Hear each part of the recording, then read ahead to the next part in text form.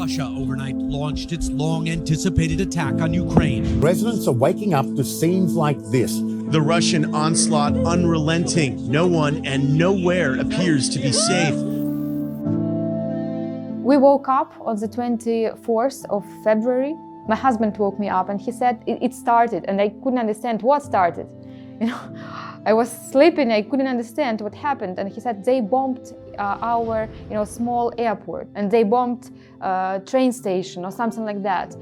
And I couldn't understand what's going on, and I woke up, I started calling my mom, and she was sleeping, she didn't know.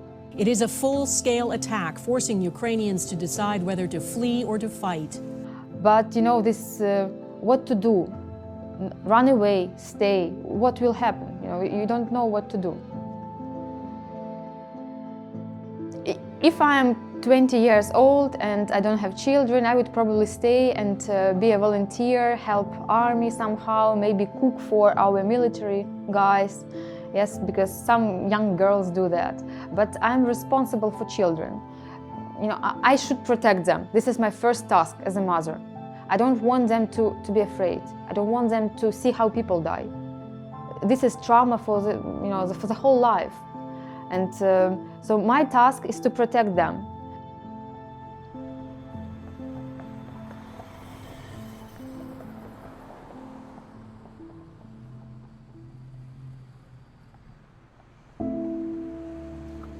When I heard about the outbreak of the war in Ukraine, I immediately began to wonder, what can Child Impact do? We are all about helping vulnerable children, and who is more vulnerable than a refugee? They're being totally displaced. Their whole security is just removed from them. And so we want to be here firsthand and be able to take these women and children to a safe place. We've called it Safe Passage. And I'm excited that we're able to be a part of that journey as Child Impact. It's heartbreaking to see all the loss that has taken place. And we want to be just a little part of giving some hope going forward. Project Safe Passage is about a long trip. It's a journey really all the way from Germany and Austria, driving to the border here between Romania and Ukraine, and meeting women and children refugees and transporting them back so that they're far from the border, they're far from the conflict, and they can have a safe place to begin the healing process and then to begin to explore what's next in their journey.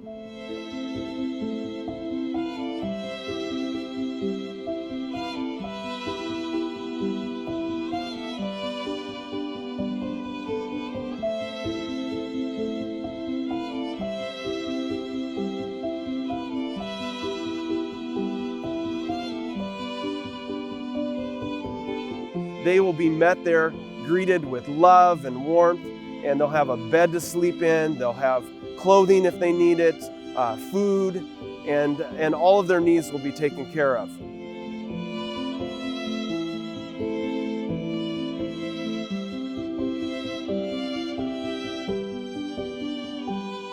I was really amazed at one of our locations to receive refugees. It's a business called Optimo. They actually make mattresses.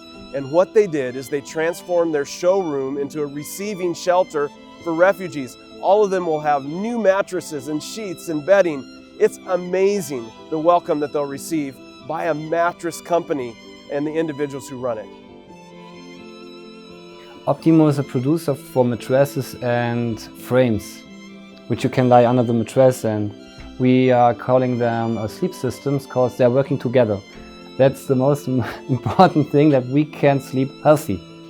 When I first heard about it, what happened out there at the Ukraine, I directly know that we all have to help them. We know we have to help, but we have to be quick too.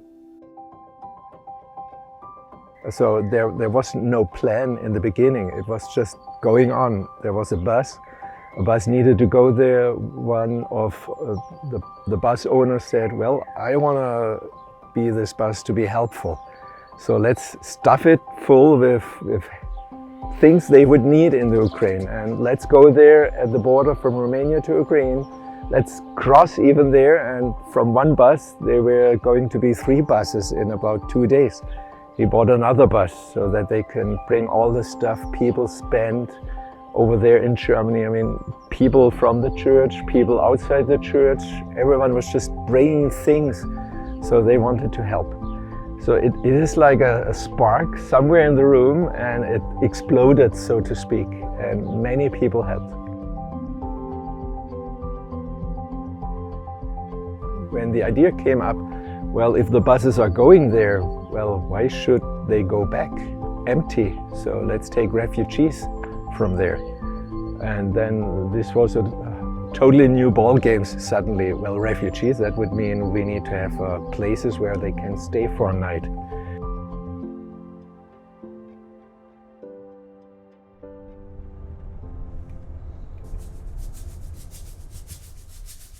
Relief goods to Ukraine and grab their refugees to bring them back to our place here.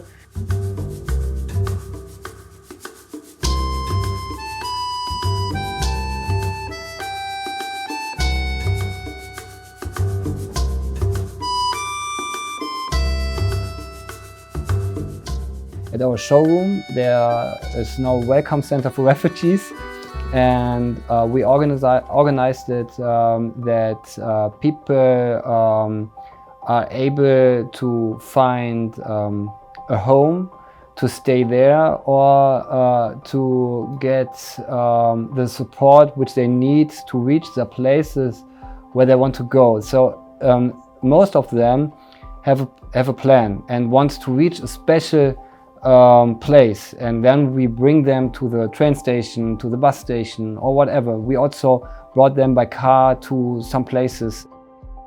Some don't get their tickets first. They have no place to go because they have no relatives or no friends somewhere in Germany or in Switzerland or in Austria. So what are they going to do? And for these people, we help them locally here. Well, not only has Optimo transformed this showroom with 41 beds in it, but the goal is to help refugees find homes that can provide longer-term solutions. And so the CEO himself, with his wife and 2 young children, have opened their home longer-term to 5 refugees. So it's just exciting to see that being modeled as the leader of the company, and also what the company itself is doing. I was impressed and surprised. They agreed to invite us to live in their house without knowing us. They never met us. So first we came to Vienna, and in Vienna volunteers helped. And they said, we found a family that is ready to invite you and host you in their home. I said, it's wonderful. And you know, it's a risk for them because they don't know us. Maybe we are not a good family, but we are a good family.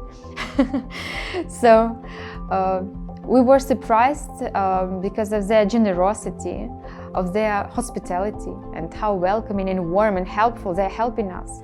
So we are so thankful to this family because they don't charge us anything. We live for free. And we are 5 people, you know, it's very noisy. Children running around. We feel like home.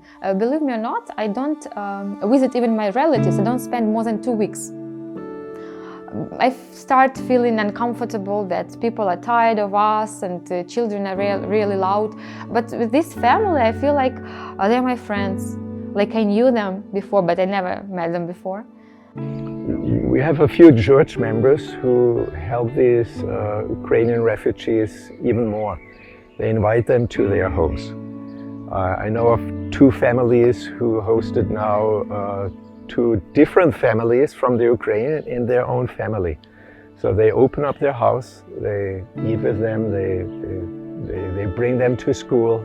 Most of them have children. They need to go to school here, so they drive them to school, bring them back. They start learning German with them, and they just try to incorporate them in their own lives so that they can get their new life here. My hope for these families is that they are able to start a safe life at their new places in Europe or wherever, I know that the most of them want to go back. My family is asking every day if their house is still standing. And I mean, if you're thinking on those things, it goes deep in your heart. And then you are able to understand when you're feeling it, like what they are feeling. It's not possible to grab those circumstances if you're telling about millions and millions of people which are bombed out and everything. But if there are one family at your house and they are telling you those stories about their stuff, their family, their friends, their house, their whatever, then it's reaching you deeply. If you're reaching out, I think they know that Christ is reaching out. We're not doing that just by helping people. We also, of course, are Adventists, and we show that we are believing Christians. And maybe half of them are Adventists as well, but the other half is not. And so they think probably, and they have expressed that as well, why are these people so going the second, the third, the fourth mile with us? Why are these people doing this?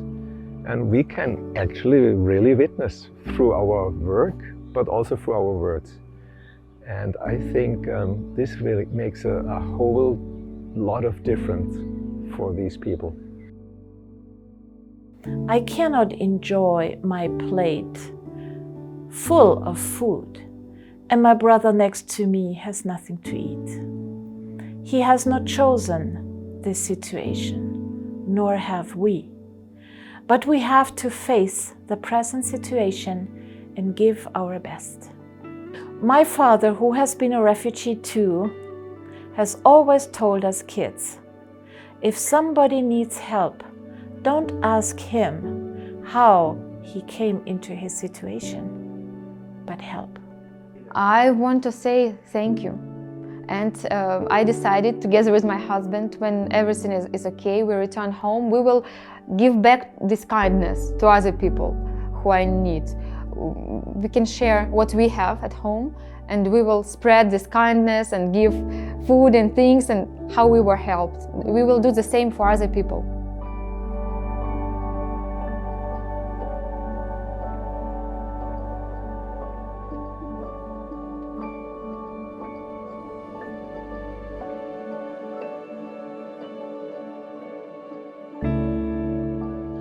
I'm sure your heart was touched by the video that you just watched. I know that I was greatly impacted to be here in person and to meet these women and children that have been displaced by this war. They've experienced tremendous loss, uncertainty. They've left everything behind. We don't know how much longer this conflict will take place, but what we do know is right now we have an opportunity to make a difference.